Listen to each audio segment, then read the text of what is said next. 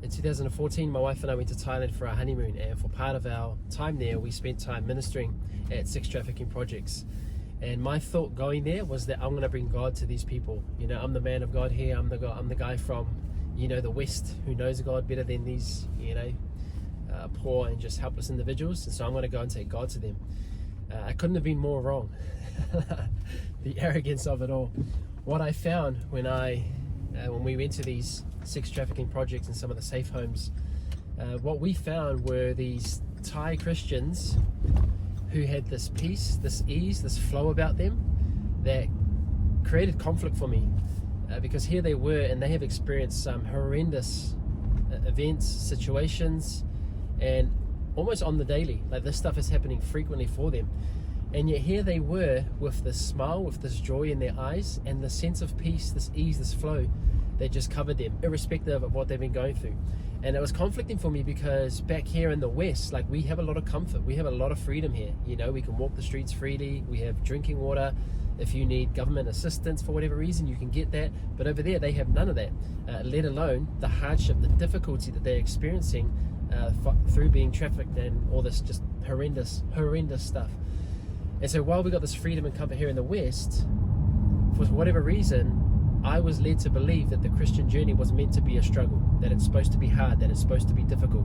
And yet here were these Thai Christians who are experiencing genuine hardship on the daily, and yet they still had this ease, this peace, this flow about them. And so it was conflicting for me, and it played with my mind because I'd always wanted that ease, that flow, that peace that I'd seen in their eyes and that I'd seen in their being. And yet I here had this ingrained belief that no, the Christian journey has to be hard, has to be difficult, has to be a struggle.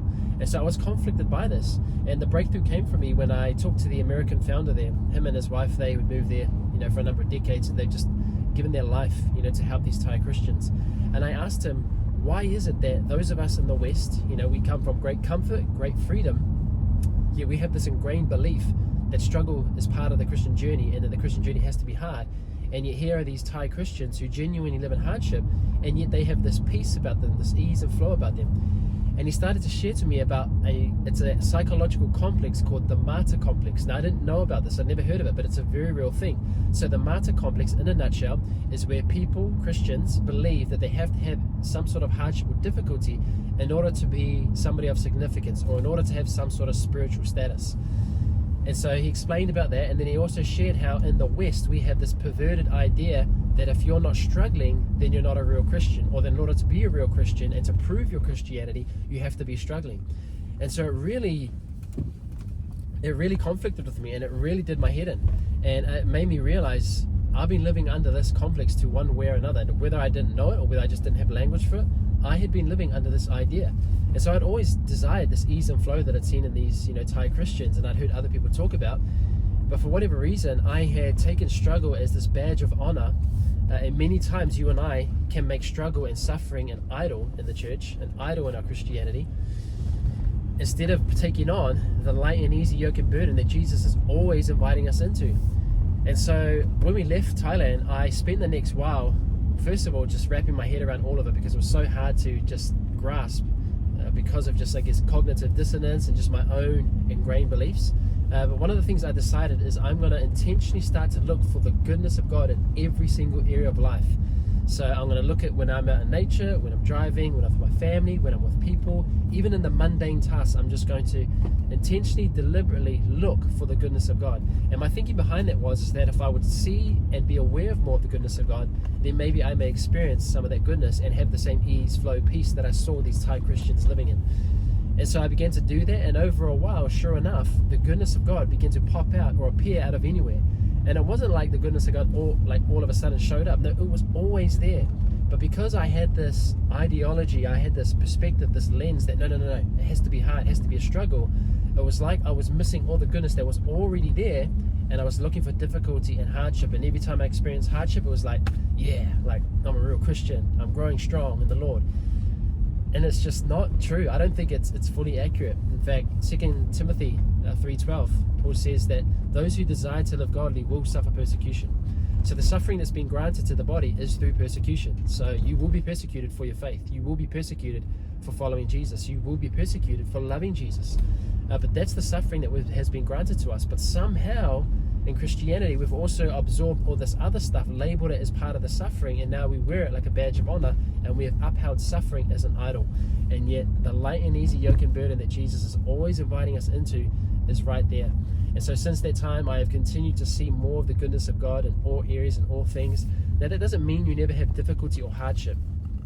And a lot of our Christianity and religion, they live in this either or thinking, like it's either light and easy or it's a struggle. It can't be both. But in the kingdom, you can have difficulty and still have light and easy yoke and burden amidst that. In fact, Jesus said, in this world, you will have trouble, but be of good cheer, for I've overcome the world. So you can have difficulty, you can have trouble, that's part of a fallen world. And yet he says you can still have good cheer, have a good attitude amidst that. And so even in the storm, you and I can still take a nap, can still take a sleep, because he's already overcome the world, and we're living from that reality, not our current reality and what we think here. We're in the world, but we're not of the world. We're seated in heavenly places with him. And so this is a reality that we've come to know and to live in. And like I said, it doesn't mean you never have difficulty. That's part of a fallen world. But we now no longer uphold that difficulty as some sort of badge of honor and expectation. No, our expectation is in the Lord alone, who's already won the victory for us and offers us every single day, every single minute, the light and easy yoke and burden that he has given for us, his promised rest. And so since living from this place, it's been a dramatic shift, a dramatic change. We're living in the light and easy yoke that Jesus talks about, the effortless grace that he's always providing for all of us. And it's just been a tremendous change. Many people choose to struggle and suffer in the storm, thinking that it makes them a real Christian. And if that's what they choose to live by, then let it be unto them according to their faith. As for me, I have learned to take a nap. And here's the thing. The one who actually conquered the storm was not amongst the majority who were trying to struggle against it. It was the one who was sleeping in the storm. And so for me, rest is the underrated power. And that's where I've now learned to live from, this promised rest that Jesus is always inviting us into, the light and easy yoke and burden that helps us to sleep in storms and to overcome difficulty with good cheer and good attitude. And so I believe that part of the reason for why our Christian journey seems so hard is because we buy into this perverted idea. We buy into the martyr complex. We buy into this belief that you have to have difficulty in order to be a real Christian. We've bought into the idol of suffering that is in the church, and yet it is not the way of the kingdom. It is not the way of the Father. Yes, you will experience difficulty. Yes, the suffering that's been granted to us is through persecution. You will be hated. You will be mocked. You'll be slandered for loving Jesus, and yet this part and package of the journey. And yet even through that, you can still have good cheer. You can still take on this light and easy yoke and burden, and you can still live from seated in heavenly places and learn to overcome and walk with a smile like these beautiful Thai Christians who are experiencing difficulty every single day, and yet here they were enjoying the light and easy yoke and burden, the ease and flow of God's goodness, and just enjoying that peace that he's always inviting us into. So bless you.